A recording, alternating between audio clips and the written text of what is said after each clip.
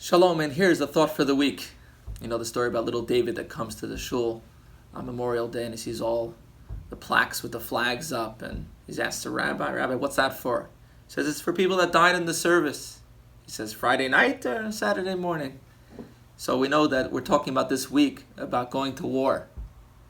That's the name of the portion of the week, when you go out to war against your enemies, spiritually speaking. And then that means basically go out to war as our soul coming down from heaven to earth in a body and having to deal with all the darkness and all the challenges and all the anxiety and all the tribulations that take place during a person's life.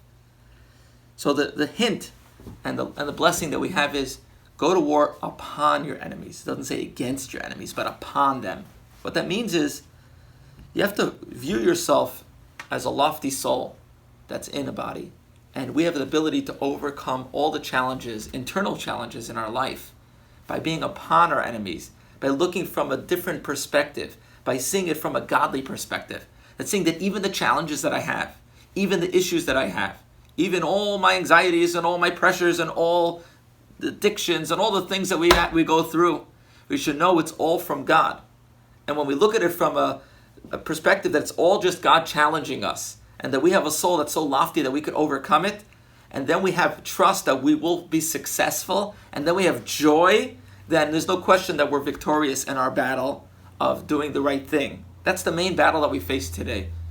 You know, the challenges of coronavirus, we're all challenged to be happy, challenged to maintain a positive perspective about life, positive to be a source of light to ourselves and our families and our community. And that's the next week's Torah portion. Begins when you will come to the land, representing the land of Israel, the land, the promised land. So what's the idea is, if the custom is on Shabbat, we read the Torah portion of this week, and at the afternoon service on Shabbat, we read the next week's portion. So if you think about it, this week we read, go out to war, represents the challenges of life, and come to the land represents the peacefulness of reaching the goal. And they're read on the same day. Because when you go out to war, when you battle your own challenges with the perspective of joy, that you're above the challenges, that your soul is beyond all those problems that you're dealing with, then you will come to the land. Even the war itself will go peacefully. And you'll do it with joy, and we'll come to the land, the promised land, where each person under their fig tree, as the Torah tells us, in a serene way, when there'll be no more war in the world, and no more challenges of negativity, of darkness. And as we read in today in this class, the end of times, it talks about this war of Gog and Magog, the war of these kings attacking Israel, attacking the Jewish people, and then finally God wipes them out, and there's peace for all mankind, and all the nations, a peaceful nation, stay.